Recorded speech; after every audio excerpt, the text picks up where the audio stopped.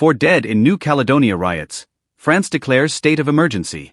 France declared a state of emergency on the Pacific island of New Caledonia on Wednesday after 3 young indigenous Kanak and a police official were killed in riots over electoral reform.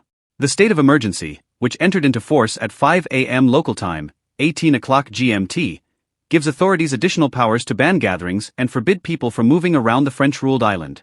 Police reinforcements, adding 500 officers to the 1,800 usually present on the island, have been sent after rioters torched vehicles and businesses and looted stores. Schools have been shut and there is already a curfew in the capital. Rioting broke out over a new bill, adopted by lawmakers in Paris on Tuesday, that will let French residents who have lived in New Caledonia for 10 years vote in provincial elections, a move some local leaders fear will dilute the Kanak vote. No violence will be tolerated, said Prime Minister Gabriel Attal, adding that the state of emergency will allow us to roll out massive means to restore order. He later signed a decree declaring a state of emergency that will last for 12 days and announced that French soldiers would be used to secure New Caledonia's main port and airport.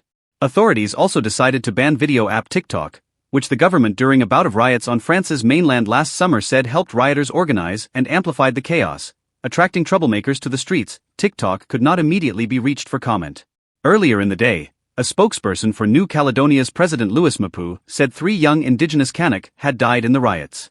The French government later said a 24-year-old police official had died from a gunshot wound.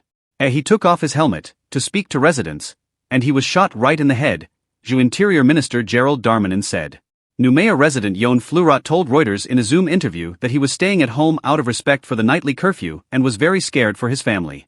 I don't see how my country can recover after this, Fleurat said, adding he carries a gun during the day when he goes out to film the rioters he called terrorists. Police were outnumbered by protesters, locals told Reuters. Electoral reform is the latest flashpoint in a decades-long tussle over France's role in the mineral-rich island, which lies in the southwest Pacific, some 1,500 kilometers, 930 miles, east of Australia. France annexed the island in 1853 and gave the colony the status of overseas territory in 1946. It has long been rocked by pro-independence movements. New Caledonia is the world's No. 3 nickel miner and residents have been hit by a crisis in the sector, with 1 in 5 living under the poverty threshold.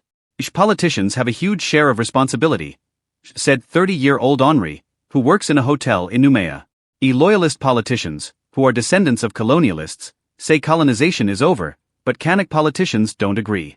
There are huge economic disparities, he said. Henri, who declined to give his full name, said there was significant looting, with the situation most dangerous at night. The French government has said the change in voting rules was needed so elections would be democratic.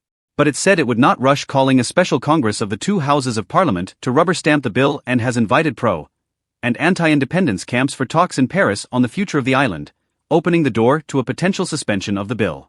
The major pro-independence political group, Front de Libération Nationale Kanak et Socialiste, FLNKS, which condemned the violence, said it would accept the offer of dialogue and was willing to work towards an agreement that would allow New Caledonia to follow its path toward emancipation.